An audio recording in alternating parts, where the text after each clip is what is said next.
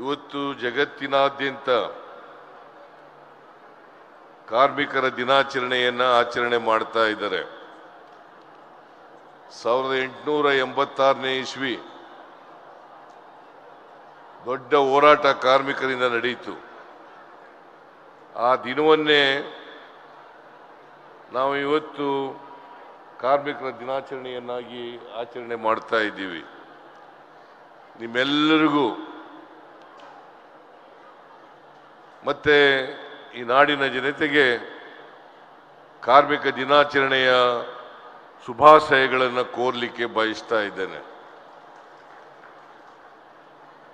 ಕಾರ್ಮಿಕ ದಿನಾಚರಣೆ ಬಗ್ಗೆ ಮಾನ್ಯ ಮಲ್ಲಿಕಾರ್ಜುನ ಖರ್ಗೆ ಅವರು ಬಹಳ ವಿಚಾರಗಳನ್ನು ಪ್ರಸ್ತಾಪ ಮಾಡಿದ್ದಾರೆ. ನಾನು ಮತ್ತೆ ಆ ವಿಚಾರಗಳನ್ನು ಪ್ರಸ್ತಾಪ ಮಾಡಲಿಕ್ಕೆ ಹೋಗಲ್ಲ. ಇವತ್ತು ಈ ಸಂದರ್ಭದಲ್ಲಿ ಬೆಂಗಳೂರು ನಗರ ಪಾಲಿಕೆಯಲ್ಲಿ ಕೆಲಸ ಮಾಡ್ತಾ ಇರ್ತಕ್ಕಂಥ ಪೌರ ಕಾರ್ಮಿಕರಿಗೆ ನೇಮಕಾತಿ ಕಾಯಂ ನೇಮಕಾತಿ ಪತ್ರಗಳನ್ನು ವಿತರಣೆ ಮಾಡ್ತಕ್ಕಂಥ ಕೆಲಸವನ್ನು ಮಾಡ್ತಾ ಇದ್ದೀವಿ. ಸುಮಾರು ದೇಶದಲ್ಲಿ 12 ಲಕ್ಷ ಪೌರ ಕಾರ್ಮಿಕರಿದ್ದಾರೆ. 12 ಲಕ್ಷ ಪೌರ ಕಾರ್ಮಿಕರಿದ್ದಾರೆ. ಮೈಸೂರು ನಗರ ಪಾಲಿಕೆಯಲ್ಲಿ ರಾಜ್ಯದಲ್ಲಿ 38,000 ಪೌರ ಕಾರ್ಮಿಕರಿದ್ದಾರೆ. ಅವರೆಲ್ಲರೂ ಕೂಡ ವಿವಿಧ ಸ್ಥಳೀಯ ಸಂಸ್ಥೆಗಳಲ್ಲಿ ಕೆಲಸ ಮಾಡ್ತಾ ಇದ್ದಾರೆ. ನಾನು ಹಿಂದೆ ಮುಖ್ಯಮಂತ್ರಿ ಆಗಿರುವಾಗ ನೀವೆಲ್ಲರೂ ಕೂಡ ಬಹಳ ಜನ ಪೌರ ಕಾರ್ಮಿಕರು ಕಾಂಟ್ರಾಕ್ಟ್ ಮೇಲೆ ಕೆಲಸ ಮಾಡ್ತಾ ಇದ್ರು. ಕಾಂಟ್ರಾಕ್ಟರು ಶೋಷಣೆ ಮಾಡ್ತಾ ಇದ್ರು, ಅವ್ರು ದೌರ್ಜನ್ಯ ಮಾಡ್ತಾ ಇದ್ರು, ಇವರಿಗೆ ನ್ಯಾಯಯುತವಾಗಿ ಸಂಬಳವನ್ನು ಕೊಡ್ತಾ ಇರಲಿಲ್ಲ. ನಾನು ಮುಖ್ಯಮಂತ್ರಿ ಆದಮೇಲೆ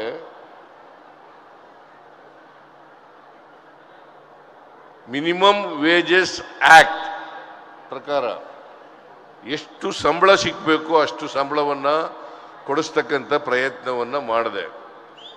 ಅದಕ್ಕೆ ಮೊದಲು 7,000 ರೂಪಾಯಿ ಸಿಗ್ತಾ ಇತ್ತು. ಆಮೇಲೆ 17,000-18,000 ರೂಪಾಯಿ ಸಿಕ್ಕಾಗ ಮಾಡಿದೆ. ಆಮೇಲೆ ನೇರವಾಗಿ ಪೌರ ಕಾರ್ಮಿಕರಿಗೆ ಸಂಬಳ ಕೊಡ್ತಕ್ಕಂಥ ಕೆಲಸವನ್ನು ಮಾಡಿದ್ರಿಂದ ಇವತ್ತು ಮಧ್ಯವರ್ತಿಗಳ ಹಾವಳಿ, ಕಾಂಟ್ರಾಕ್ಟರ್ಗಳ ಹಾವಳಿ, ಅನ್ಯಾಯ, ಅದರಿಂದ ನೀವು ಎಲ್ಲರೂ ಕೂಡ ಮುಕ್ತರಾದ್ರಿ ಅಂತಕ್ಕಂಥ ಮಾತುಗಳನ್ನು ಹೇಳಲಿಕ್ಕೆ ಬಯಸ್ತಾ ಇದ್ದೇನೆ. ನಾನು ವಿರೋಧ ಪಕ್ಷದ ನಾಯಕನಾಗಿದ್ದಾಗ ಒಮ್ಮೆ ನಾರಾಯಣ ಮತ್ತು ಇತರ ಎಲ್ಲ ಪೌರ ಕಾರ್ಮಿಕ ಸ್ನೇಹಿತರು ನನ್ನನ್ನು ಕರೆದು ನಾವು ಪ್ರತಿಭಟನೆ ಮಾಡ್ತಾ ಇದ್ದೀವಿ, ನೀವು ಅಲ್ಲಿಗೆ ಬರಬೇಕು ಅಂತಕ್ಕಂಥ ಮಾತುಗಳನ್ನು ಹೇಳಿದ್ರು. ನಾನು ವಿರೋಧ ಪಕ್ಷದ ನಾಯಕನಾಗಿ ಆ ಪ್ರತಿಭಟನಾ ಸ್ಥಳಕ್ಕೆ ಹೋಗಿದ್ದೆ. ಆ ಪ್ರತಿಭಟನಾ ಸ್ಥಳದಲ್ಲಿ ಅನೇಕ ಡಿಮ್ಯಾಂಡ್ಗಳನ್ನು ನೀವು ಇಟ್ಟಿದ್ರಿ. ಈ ಕಾಯಂ ಮಾಡ್ತಕ್ಕಂಥದ್ದನ್ನು ಕೂಡ ಒಂದು ಡಿಮ್ಯಾಂಡನ್ನು ಇಟ್ಟಿದ್ರಿ. ನಾನು ರಾಜ್ಯ ಸರ್ಕಾರಕ್ಕೆ ಒತ್ತಾಯ ಮಾಡ್ತಕ್ಕಂಥ ಕೆಲಸವನ್ನು ಮಾಡುತ್ತೇನೆ. ಒಂದು ವೇಳೆ ಅವರು ಮಾಡದೇ ಇದ್ದರೆ ನಮ್ಮ ಪಕ್ಷ ಅಧಿಕಾರಕ್ಕೆ ಬಂದೇ ಬರುತ್ತದೆ, ನಾವು ಬಂದ ಮೇಲೆ ನಿಮ್ಮನ್ನೆಲ್ಲ ಕಾಯಂ ಮಾಡ್ತೀವಿ ಅಂತಕ್ಕಂಥ ಮಾತುಗಳನ್ನು ಹೇಳಿದ್ದೆ ನಾನು.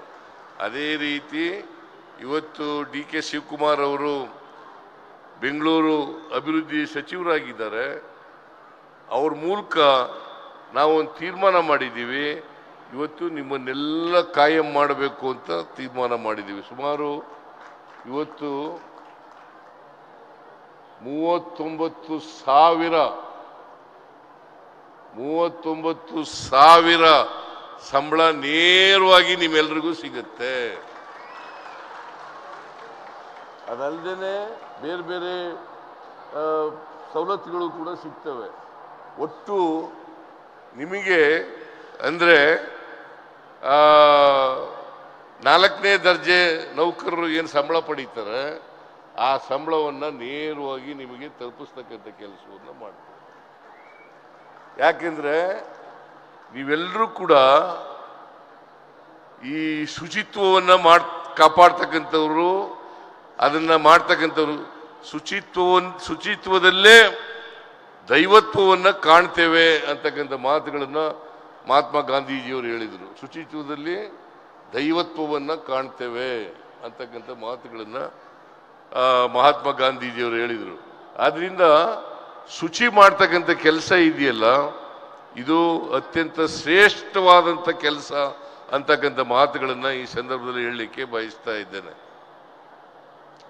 ಯಾಕೆಂದರೆ ಬಸವಣ್ಣವರು ಆವಾಗಲೇ ಹೇಳಿದರು, ಇಂದಿನ 850 ವರ್ಷಗಳಿಂದ 12ನೇ ಶತಮಾನದಲ್ಲೇ ಹೇಳಿದರು, ಕಾಯಕವೇ ಕೈಲಾಸ. ಯಾವುದು ಮೇಲುವಲ್ಲ, ಯಾವ ಕೆಲಸನೂ ಕೀಳುವಲ್ಲ. ನಿಮಗೆ ಕಾರ್ಪೊರೇಷನ್ ಕಮಿಷನರು ಯಾವ ಸಂಬಳ ಜಾಸ್ತಿ ಇರ್ಬೋದು, ಆದರೆ ವ್ಯತ್ಯಾಸಗಳಿರೋದಿಲ್ಲ. ಅವರು ಮಾಡ್ತಕ್ಕಂಥ ಕೆಲಸ, ನೀವು ಮಾಡ್ತಕ್ಕಂಥ ಕೆಲಸ ಎಲ್ಲವೂ ಕೂಡ ಸಮಾನವಾದದ್ದು, ಸಮಾನ ಗೌರವದಿಂದ ಕಾಣಬೇಕು ಅಂತಕ್ಕಂಥ ಮಾತುಗಳನ್ನು ಈ ಸಂದರ್ಭದಲ್ಲಿ ಹೇಳಲಿಕ್ಕೆ ಬಯಸ್ತಾ ಇದ್ದೀನಿ. ನಿಮಗೆ ಇವತ್ತು ಇನ್ನೂ ಕೆಲವರು ಬಿಟ್ಟೋಗಿದ್ದಾರೆ. ಇವರು ಲಾರಿನಲ್ಲಿ ಡ್ರೈವರ್ಸು, ಹೆಲ್ಪರ್ಸು ಮತ್ತೆ ಆಪರೇಟರ್ಸ್ ಅವರೆಲ್ಲ ಬಿಟ್ಟೋಗಿದ್ದಾರೆ. ಅವರನ್ನೂ ಕೂಡ ಮುಂದಿನ ದಿನಗಳಲ್ಲಿ ಕಾಯಂ ಮಾಡ್ತೇವೆ ಅಂತಕ್ಕಂಥ ಮಾತುಗಳನ್ನು ಹೇಳಲಿಕ್ಕೆ ಬಯಸ್ತಾ ಇದ್ದಾರೆ. ಲೋಡರ್ಸು ಅವರೆಲ್ಲ ಯಾರ್ಯಾರು ಬಿಟ್ಟೋಗಿದ್ದಾರೆ, ಅವರು ಸುಮಾರು 38,000ದಲ್ಲಿ ಒಂದು 9,000 ಜನ ಬಿಟ್ಟೋಗಿದ್ದಾರೆ.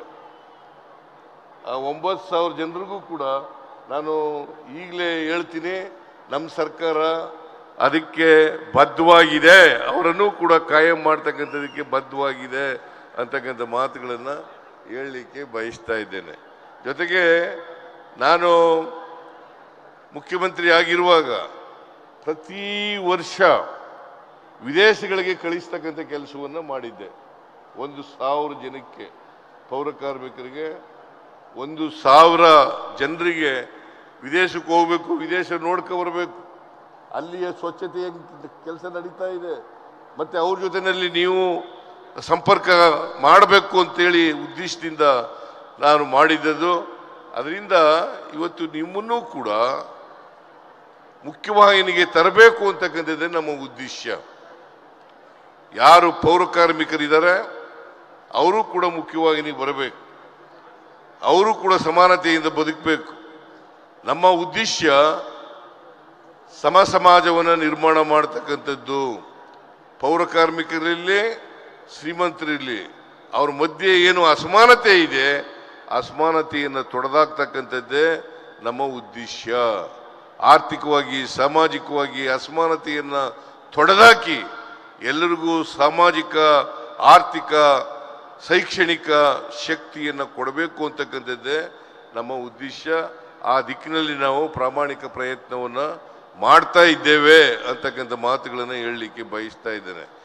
ಈಗ ನಾರಾಯಣ ನಿಮ್ಮ ಮುಖಂಡ ಇದ್ದಾರೆ, ಇನ್ನೂ ಅನೇಕ ಜನ ಮುಖಂಡರುಗಳಿದ್ದಾರೆ, ಅನೇಕ ಜನ ಮುಖಂಡರುಗಳಿದ್ದೀರಿ. ಅವ್ರನ್ನೆಲ್ಲ ಇವತ್ತು ರಾಜಕೀಯವಾಗಿ ಗುರುತಿಸ್ತಕ್ಕಂಥ ಕೆಲಸವನ್ನು ನಮ್ಮ ಸರ್ಕಾರ ಮಾಡಿದೆ ಅಂತಕ್ಕಂಥದ್ದನ್ನು ತಮಗೆ ತಿಳಿಸ್ಲಿಕ್ಕೆ, ನಾರಾಯಣ ಇವತ್ತು ಮಾಜಿ ಮೇಯರ್ ಆಗಿರ್ಬೇಕಾದ್ರೆ ಆ ಮೇಯರ್ ಮಾಡ್ತಕ್ಕಂಥ ಕೆಲಸವನ್ನು ನಾನು ಮಾಡದ್ದು, ನಮ್ಮ ಪಕ್ಷ ಮಾಡದ್ದು ಅಂತಕ್ಕಂಥದ್ದನ್ನು ಇವತ್ತು ತಮಗೆ ತಿಳಿಸ್ಲಿಕ್ಕೆ ಬಯಸ್ತಾ ಇದ್ದೇನೆ. ಅದರಿಂದ ನೀವು ಮುಂದಿನ ದಿನಗಳಲ್ಲಿ ಒಳ್ಳೆ ಭವಿಷ್ಯ ಇದೆ ನಾರಾಯಣನಿಗೆ ಅಂತಕ್ಕಂಥ ಮಾತುಗಳನ್ನು ಈ ಸಂದರ್ಭದಲ್ಲಿ ಹೇಳಿ ನಾನು ಹೆಚ್ಚು ಮಾತನಾಡಲಿಕ್ಕೆ ಹೋಗಲ್ಲ. ನೀವೆಲ್ಲರೂ ಕೂಡ ಈಗಾಗಲೇ ಖರ್ಗೆಯವರು ಹೇಳದಂತೆ ಯಾರು ನಿಮಗೆ ಸಹಾಯ ಮಾಡ್ತಾರೆ, ಯಾರು ನಿಮಗೆ ಉಪಕಾರ ಮಾಡಿರ್ತಾರೆ ಅಂಥ ಜನರ ಜೊತೆ ಇರ್ತಕ್ಕಂಥ ಕೆಲಸವನ್ನು ನೀವೆಲ್ಲರೂ ಕೂಡ ಮಾಡಬೇಕು. ಬಾಬಾ ಸಾಹೇಬ್ ಅಂಬೇಡ್ಕರ್ ಅವರು ಹೇಳಿದಂಥ ವಿಚಾರಗಳನ್ನು ಗಮನದಲ್ಲಿ ಇಟ್ಟುಕೊಂಡು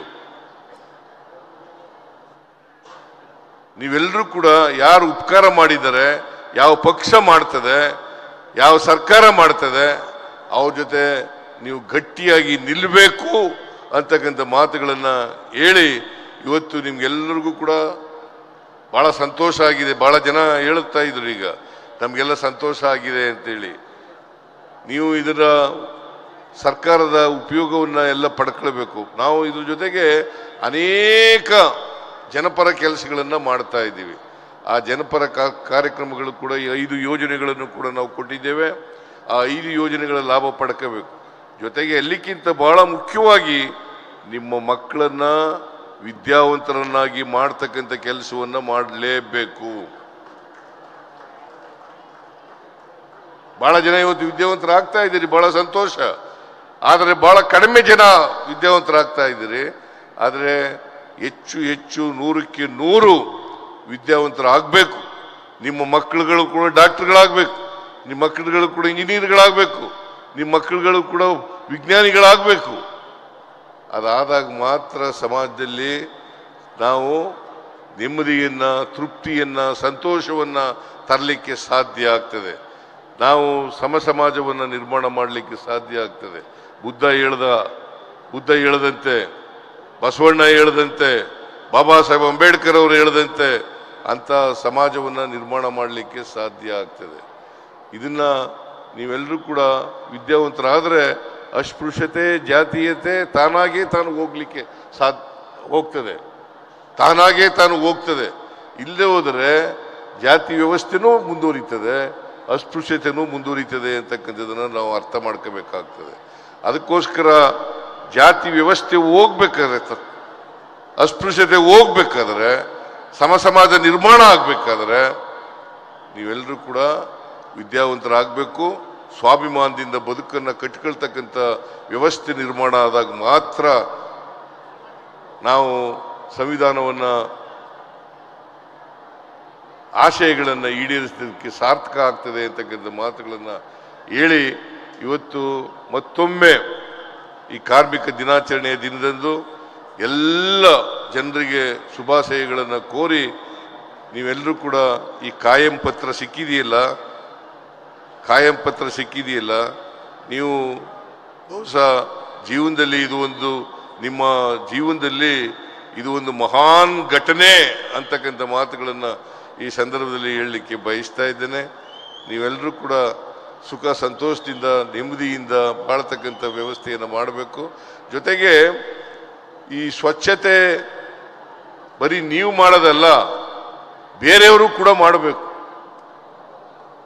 ಪೌರ ಕಾರ್ಮಿಕರಿದ್ದಾರೆ, ಸ್ವಚ್ಛತೆ ಮಾಡಲಿಕ್ಕೆ ಅಂತ ಕೂತ್ಕೊಳ್ಬಾರದು. ಬೇರೆಯವರು ಕೂಡ ಅವರ ಜವಾಬ್ದಾರಿನೂ ಕೂಡ ಇದೆ.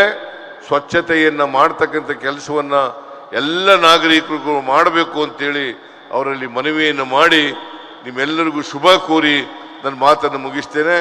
ಜೈ ಹಿಂದ್, ಜೈ ಕರ್ನಾಟಕ.